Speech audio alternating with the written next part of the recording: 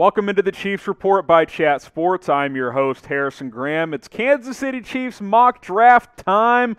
We'll give you some background information on what picks the Chiefs have this year, and then we will go through the rounds and pick some players for you guys, so stay tuned for that. But some background info first.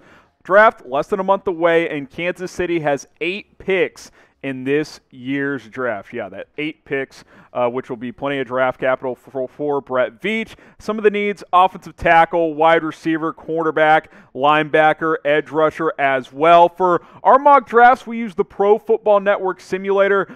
Basically, the way it works, you just pick the team you're drafting for, picks are auto-generated, and then you make your selections for whatever team you choose, which is obviously the Kansas City Chiefs. These are the specific picks the Chiefs have for this year's NFL draft. The number 31 overall pick, obviously lost in the Super Bowl, 63 overall in round 2, and then the number 94 pick in the 3rd round of the draft. 5 day 3 picks there, including a pair in round 4. Got a comp pick for Kendall Fuller in round 4 there. Got a comp pick for Emmanuel Ogbah there in round 5. You got the 6th round pick for the DeAndre Washington trade, but also sent out your 7th rounder, so no 7th round pick this year. 8 picks in total. Should be a lot of fun once the actual draft is here. Before we get into my mock draft, what do you guys think? What is the Chiefs' biggest need entering the draft this year? As we sit right now, I believe it's left tackle, but there are other needs that certainly need filling. So get your votes in. Biggest need entering this year's draft.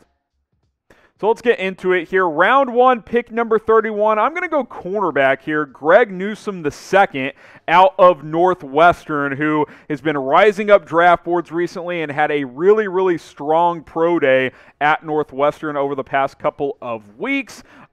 He tested well. He's a good coverage guy. He can run fast. He's got good enough size. I like Newsome a lot, and we've talked a lot about offensive linemen, especially when it comes to the draft, so I wanted to be different in round 1. Honestly, I did not think Newsome would be available out of Northwestern because he's been going top 20 in some mocks, so to get him at number 31, I think that's pretty good value overall for the Kansas City Chiefs. In 6 games last year, he had 10 pass breakups and an interception. He was in Justin Fields' head, if you remember, if you didn't get to see it, when they played Ohio State, that Northwestern defense was flying around, and Newsome was all over the place in that secondary. He had a really good game against the best team in the Big Ten, which goes a long way if you ask me. And I think cornerback is an area that the Chiefs could address because we don't know what's going to happen yet with Bashaud Breeland.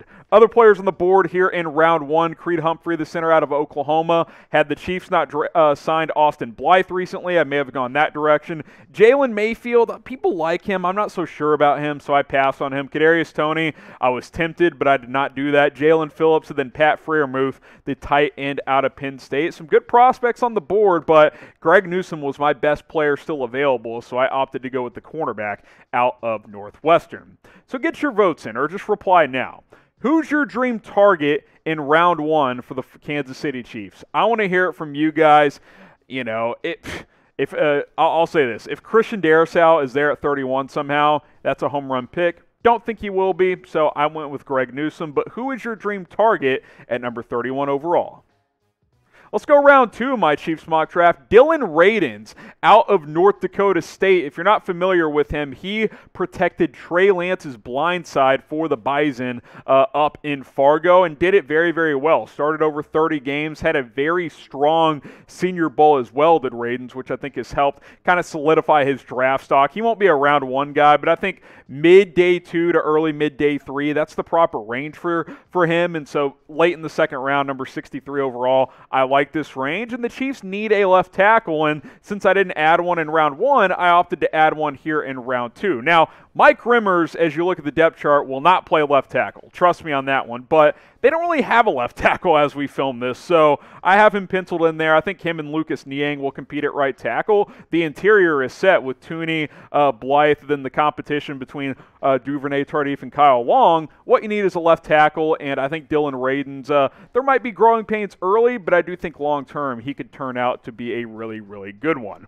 Some of the other players available in round 2, when I selected Radunz was Aaron Robinson, the corner out of UCF, Nick Bolton, the Missouri linebacker, Michael Carter, the North Carolina running back, Davion Nixon, and Javon Holland, the safety out of Oregon. But again, I'm going to shore up my offensive line by taking the left tackle out of North Dakota State. How should the Chiefs address left tackle in this year's draft? What do you guys think? Or this year's offseason, I should say. Draft, free agency. Go ahead and get your votes. And I've asked this before, but I'm going to ask it again. How should the Chiefs address left tackle this offseason? Now, we are presented by BetUS on today's show, and there's money to be made during the Final Four of the NCAA tournament. Only 4 teams left. Go to chatsports.com/ChiefsBet.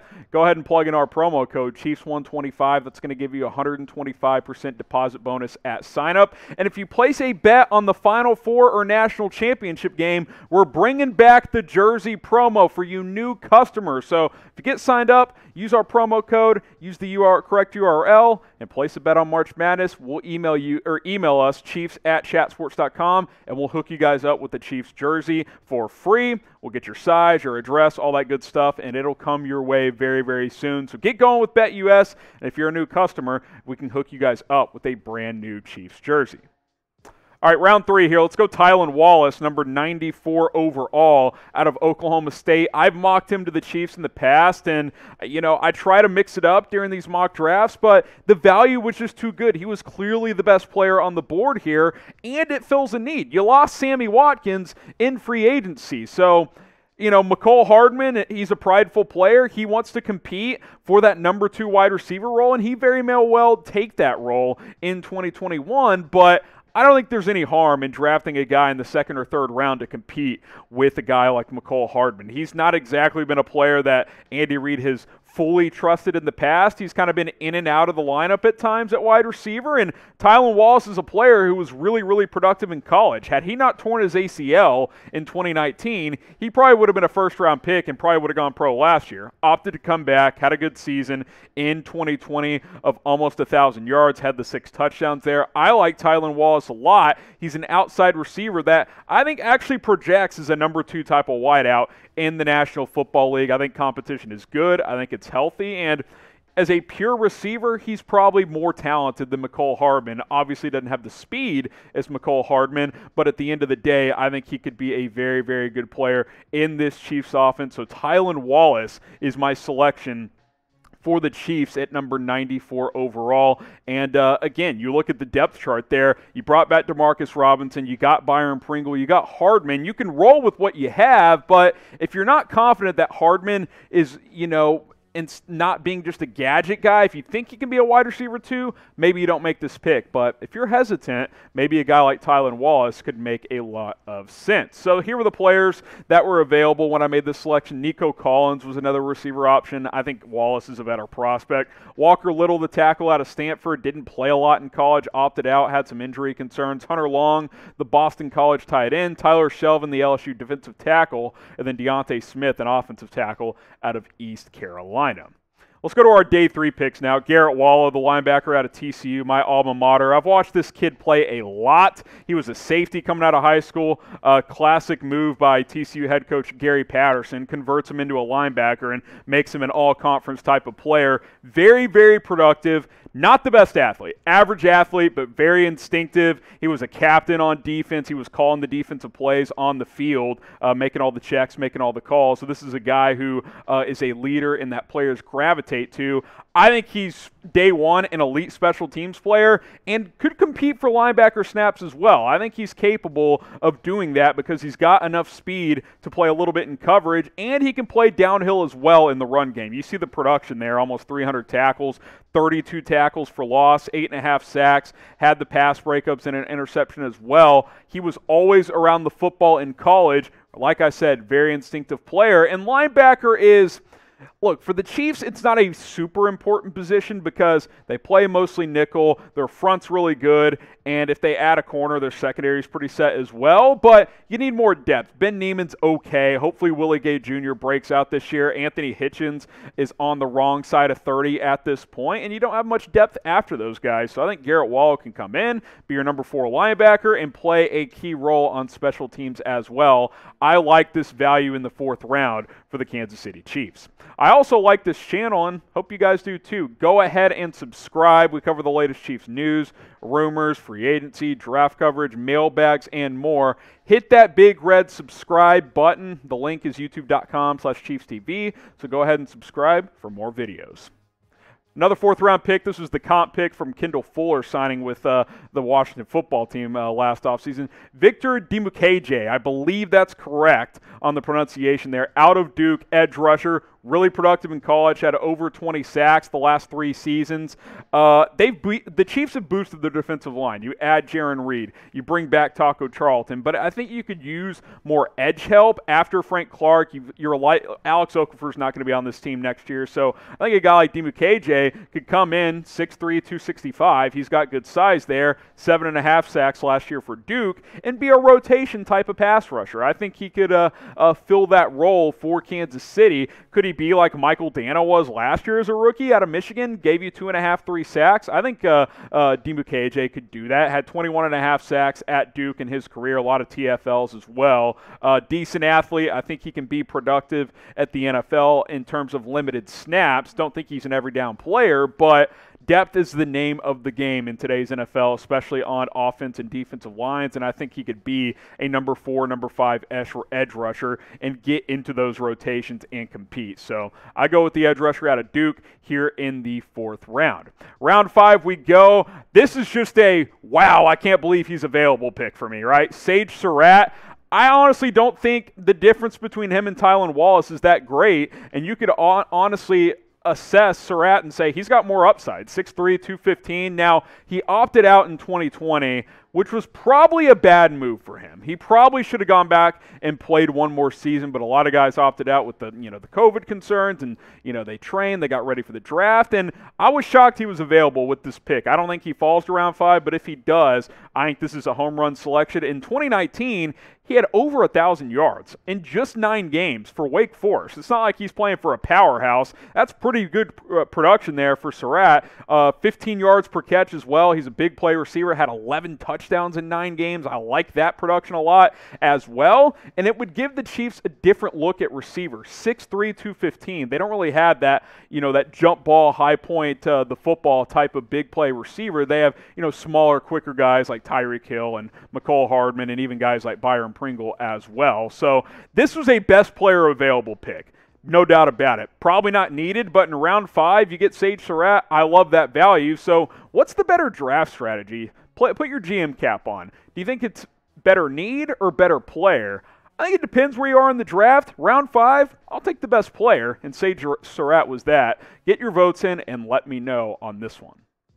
Okay, next up in round 5, remember 2 comp picks, a 4th and a 5th here. Stone Forsythe, the tackle out of Florida, played left tackle, powerful player in college. He's 330 pounds. Probably a right tackle or a guard in the NFL. I think he could be a depth guy, like a number 7, number 8 type of offensive lineman, and come in and compete, right? Give you some depth that is much needed. Can he be better than a PT wanna go type of player? Can he compete with the Martinez Rankin? I think he can. I think he could work in with guys like Yasir Durant as well. You can't ever bring enough offensive linemen into training camp, and that's just the reality of the situation. And I think a guy who started at left tackle in the SEC and is 6'9", over 310 pounds, that has value. That is a frame that you can work with if you are an NFL organization, and I'll just say it, he's an intriguing prospect since he is that tall and that long.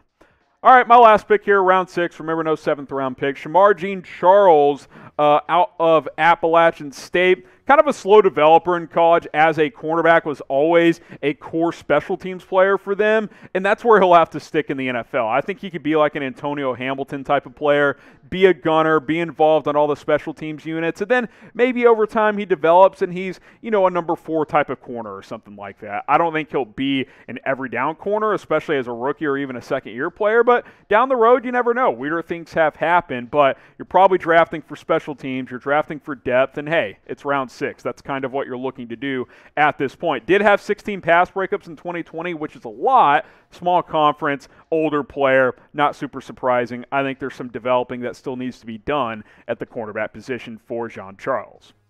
Grade my Chiefs mock draft 2.0. There you have it, A, B, C, D, or F.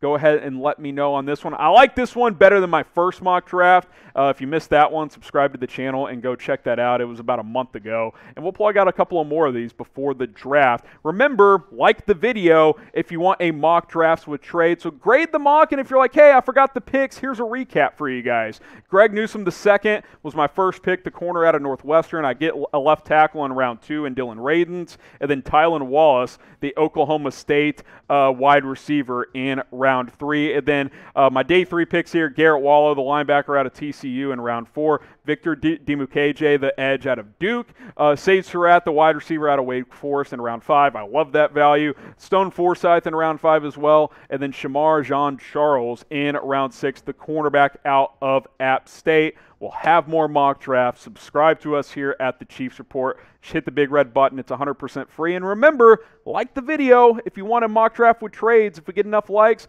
we'll do that for you guys very, very soon.